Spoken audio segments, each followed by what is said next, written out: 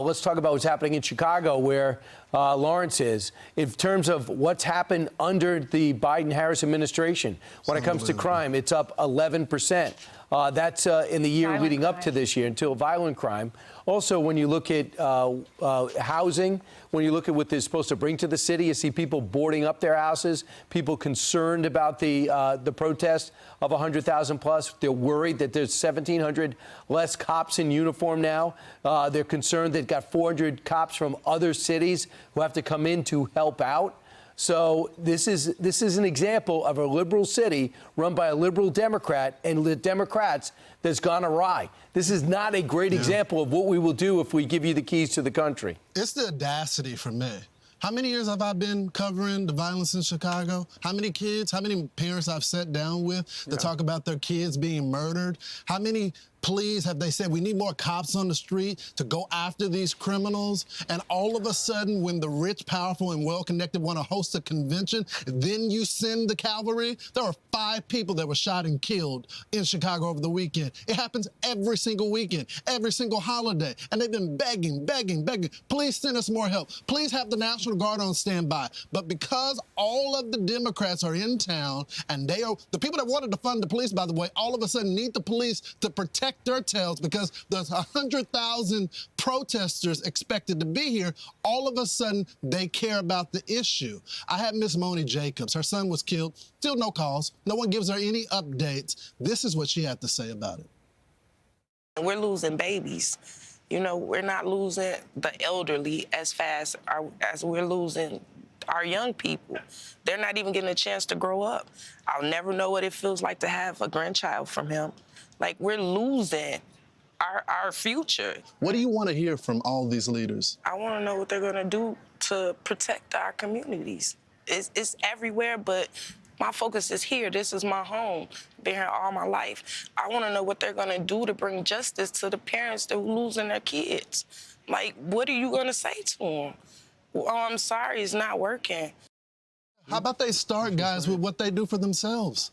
I mean, they know how to protect themselves. We see what they're doing at the convention today, this week. So why aren't you providing the people of Chicago with that same standard of protection? Well, how about this? They're spending $400 million over the last 2 years on illegal immigrants. Yes. They have, by the way, they have 1,390 shooting incidents so far this year, 344 murders, 5,480 robberies, 1,217 sexual assaults. And this is where the Democrats want to display their 4 days of fun. It's kind of bizarre that they would want to underline this type of performance. Lawrence, what's sad, too, is when you look, I mean, those 5 that you talk about, one was in their 30s, one was in their late 20s. Yeah. These are young people, and she said, I'll never meet my son's grandchildren. He'll never have children.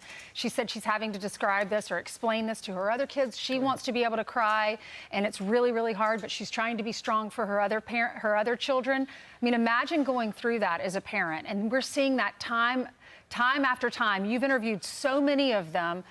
The little kids that are shot at their family barbecue on their front lawn or in their backyard, and they're killed right there on the sidewalk in front of their grandmother's house. It's just heartbreaking. I wish they would do something about this. Ultimately, they're having the DNC in Chicago because it's a reliably Democratic stronghold. However, Lawrence went back to church yesterday, where Corey Brooks is, and spoke to some of the parishioners there, and things seem to be changing. Watch this. So, Pastor, you got the DNC that is here this week. How do you feel about that? It's kind of bittersweet. I'm glad for the city of Chicago that we get to host a major convention.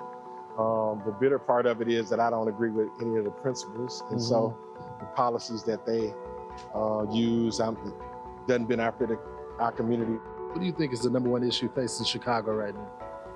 Well, definitely the #1 issue is the violence in Chicago, the gun violence. The economy is a big question mark, you know? You go to the grocery store, you know, eggs, bread, just small items are large in price now. I think for my congregation and for others, it's kind of changing a little bit because so many people don't agree with the policies. And so I think there's definitely growth in my church as far as being more independent in their thinking. And I see that throughout the community as well. I believe the conservative principles are much better for us as a nation and for us as a people. Neither side has done really well. You're not pleased with any side. No. Where are you leaning right now when it comes to the presidency? Probably toward Kamala. I'm undecided. I'm going to say at this point, I don't know who's best because we haven't really heard their plans or intentions how to solve the issues. My vote would be Kamala Harris. It'd be historical for one, first black female president. Does that put extra weight on your decision this election time? Absolutely not. I would say None at all. No. Yes, there's definitely a lot more pressure. I want to hear more about what she's going to do. Because being black is one thing, but we've had black people to disappoint us. Being a woman is one thing, but we've had women to disappoint us. So I think the main thing is, what is your platform? My thing is, it's about time for the black community to start looking at the Republican Party. The Republican Party is pro-family, they're pro-business, they're pro-education, school choice. I mean, come on. It's time to do something a little bit different. I hate identity politics. The fact that people believe that you have to vote for a person just because they're black or just because they're a woman is totally opposite of what we need to be doing. We need to make sure that we vote for people that align with our policies. So early in the show, I talked about the stuff that worries me. I want to talk about what actually encourages me. Two things. The people that are on the south side of Chicago that I spoke with yesterday are saying the same thing that we're hearing in diners all over America, right? In the middle of America especially. They're saying things aren't going well. The economy.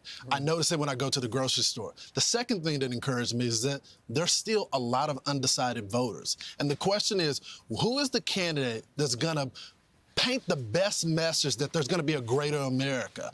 We'll have to see. I mean, we still got a lot of time, guys. Right. I know the ticket in Chicago running on joy.